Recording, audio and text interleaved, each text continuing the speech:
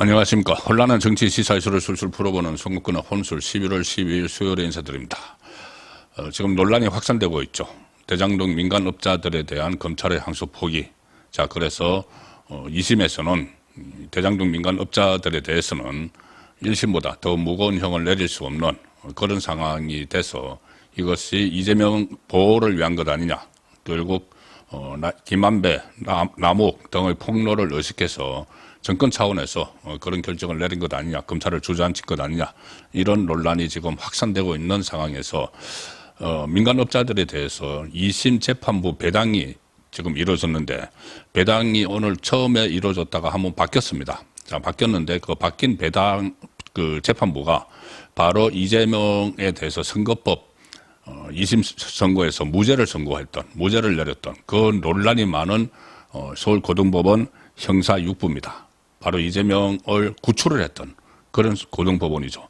만약에 1심에서 그때 이재명의 선거법 사건이 1심에서 징역 1년에 집행유예 2년 실형이 내려졌습니다. 그럼 2심에서 그대로 확정이 됐으면은 대법원을 거쳐서 바로 이재명은 지금의 이재명이 있을 수가 없죠. 그때 모든 것이 날아갔습니다. 대표직, 국회의원직 다 날아가고 또 민주당은 선거 때 보존받은 400억 원 이상을 토해내야 되는 그런 상황이 돼서 지금과는 완전히 다른 전국 정계가 이루어지고 이렇게 이재명 정권이 들어서서 나라를 혼란스럽게 하고 또 정체성을 바꾸는 이런 일들도 일어나지 않았을 겁니다. 바로 그 재판부가 제대로 판결만 했으면.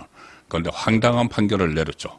그런데 그 재판부에 지금 이재명이 적극적으로 이재명 정권이 적극적으로 개입했다고 의심되는 대장동 민간업자 사건이 다시 재배당됐습니다.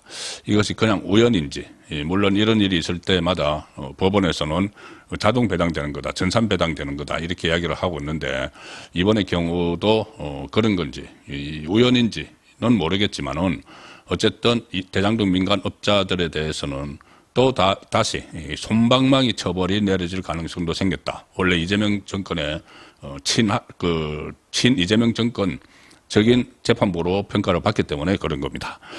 대장동 개발 비리 의혹과 관련한 민간업자들 항소심 사건이 서울고등법원 형사 6부에 재배당됐습니다. 조금 전에. 재배당된 형사 6부는 이재명의 공직선거법 위반 사건 2심에서 무죄를 선고한 바 있고 서울고법은 오늘 이렇게 설명을 했습니다. 대장동 사건을 부패 전담 재판부인 원래 오늘 형사 6부로 재배당했다 이렇게 밝혔는데 어제 한번 배당이 됐습니다. 사건을 서울고등법원 형사 3부가 배당을 받았는데 그 3부 재판부 판사 3명 가운데 1명이 피고인이 돼 있는 남욱 변호사와 사법연수원 동기다. 37기 동기여서 이것을 다시 재배당했다. 서로 이해 충돌 소지가 있으니까 이 서울고등법원의 연고관계 변호사 선임 사건 재배당 기준에 따르면 피고인 본인이 이 재판부 구성원과 동기인 경우 지금처럼 연수원 동기 이런 관계가 있으면 사건을 재배당하도록 되어 있습니다. 그래서 서울고법이 형사 3부에 형사 3부가 재배당을 요구를 했기 때문에 다시 재배당 절차를 거쳐서 형사 6부로 보냈다. 그런데 그 6부가 바로 이재명의 공직선거법 위반 사건 2심 무죄를 선고한 그 법원이라는 겁니다. 일단 이렇게 되면은 2심이 상당히 그때도 논란이 있었죠. 좌파 성향의 법관들이 많이 있다. 그 3명 중에서 좌파 성향의 법관이 있어서 그 법관이 이것을 분위기를 주도해서 이재명의 무죄를 내렸다는 겁니다.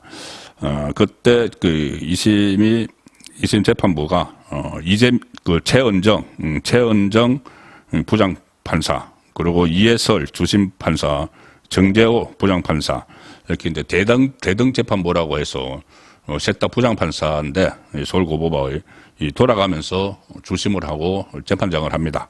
최은정은 포항 출신이고 대구 송년여고를 나와서 외대 법학과를 졸업한 판사다. 그리고 이해설 주심을 맡았던 이해설은 전남 순천 출신이고 이 고대 법대 출신이다. 이런 것들이 그때 다 알려졌었고 가장 문제의 인물로 꼽혔던 사람이 바로 이 정재호 부장판사죠.